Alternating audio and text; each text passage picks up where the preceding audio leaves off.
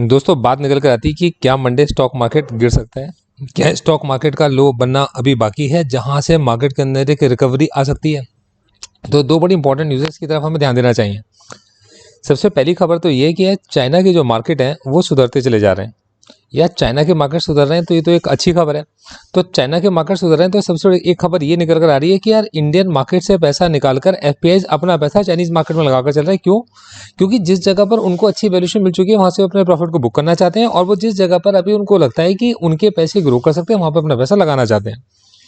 दूसरी खबर ये निकल कर आ रही है कि यार स्टॉक मार्केट के अंदर एफपीआईज ने अपना जो पैसा लगाकर स्टॉक मार्केट को इतना तेजी से ऊपर की तरफ लेकर आए हैं। आज उनको ये डिक्लेयर करना पड़ेगा कि वो पैसा वो लाए कहाँ से थी, मतलब कि उस पैसे का जो फाइनल बेनिफिशियरी था वो इन्वेस्टर कौन था, उनके नाम आपको बताने पड़ेंगे। तो जब एफपीआईज को ये बताना पड़ेगा कि इसके फाइनल बेनिफिशियरी मिस्टर ए थे या मिस्टर बी थे, तो मिस्टर ए या मिस्टर बी को शायद प्रॉब्लम हो सकती है जो शायद डिक्लेयर ना करना चाहते हो। तो वो उस कंडीशन में अगर वो एफपीआईज को ये बताने से मना करते हैं कि आप इंडियन गवर्नमेंट को या इंडियन रेगुलेटर्स को हमारा नाम नहीं बताओगे, तब उस कंडीशन में ये लॉ निकाला गया, मतलब ये एक फोर्सफुली कहा गया कि ऐसी कंडीशन के अंदर आपके पास में समय दिया जाता है आपको कि आप अपनी पोजीशंस को डाइल्यूट करके चलें। और ऐसा हम लोगों ने देखा भी कि एफआईज ने लगातार अपनी पोजीशंस को डाइल्यूट करना शुरू करा है 2024 के अंदर। अब एक बड़ी प्यारी खबर निकल कर आती है कि ऐसे समय पर कुछ डोमेस्टिक इंस्टीट्यूशंस इन्वेस्टर्स सामने निकल कर आए, मतलब कोई डीआई सामने निकल कर आए जिसके अंदर एक एलआईसी एक बड़ा फंड हाउस है वो सामने निकल कर आता है और वहाँ एक परमिशन रेज करता है कि वो किसी एक पर्टिकुलर स्टॉक के अंदर अपने स्टेक को इंक्रीज करना चाहता है, क्योंकि ये उसे एक अच्छी अपॉर्चुनिटी की तरह लगा होगा।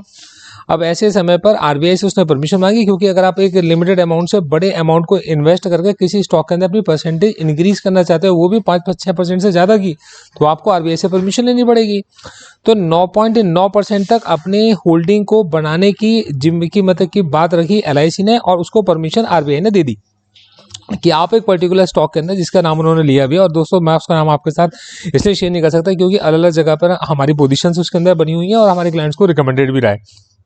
तो उस स्टॉक के अंदर आरबीआई ने परमिशन दी एलआईसी को कि आप अगर अपनी होल्डिंग इंक्रीज करना चाहते हो तो आप इसके अंदर होल्डिंग इंक्रीज कर सकते हो। तो दोस्तों इन सारी चीज़ों को ध्यान में रखकर मंडे का जो मार्केट है, मंडे का मार्केट काफ़ी वोलेटाइल हो सकता है। रीजन मैं आपको बताना चाहूँगा, क्योंकि देखो एफपीआईज या एफआईज अपनी पोजीशन को कॉन्टिन्यूसली डाइल्यूट करके चलेंगे, उसके पीछे के दो रीजन मैंने आपको बता दिए हैं। तो मार्केट के अंदर ये तो बिकवाली करके चल सकते हैं। दूसरी बात है, डीआईज नीचे लेवल्स पर मार्केट को होल्ड करने की कोशिश कर रहे हैं, ऐसा नहीं है।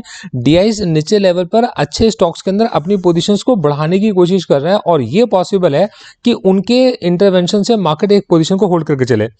मेरी क्या इसमें मार्केट को लेकर व्यू बनता है, तो देखो दोस्तों, मैं अगर टेक्निकल व्यू की बात करके चलूँ तो 20,993 का बड़ा इंपॉर्टेंट लेवल मार्केट का अभी टेस्ट करना बाकी है। तो 20,993 के आसपास मुझे ऐसा लगता है कि मार्केट के अंदर अगर बाइंग विद वॉल्यूम्स इमर्ज होकर आती है, ओपन इंटरेस्ट इंक्रीज होता है सपोर्ट की साइड में, तब उस कंडीशन में मार्केट के अंदर नीचे से एक रिवर्सल टुवर्ड्स बजट रैली के लिए आ सकता है। ये मेरी कोई पॉसिबिलिटी लगती है। मेरी आपको कोई बाय सेल की रिकमेंडेशन नहीं है। Thank you so much, all the best.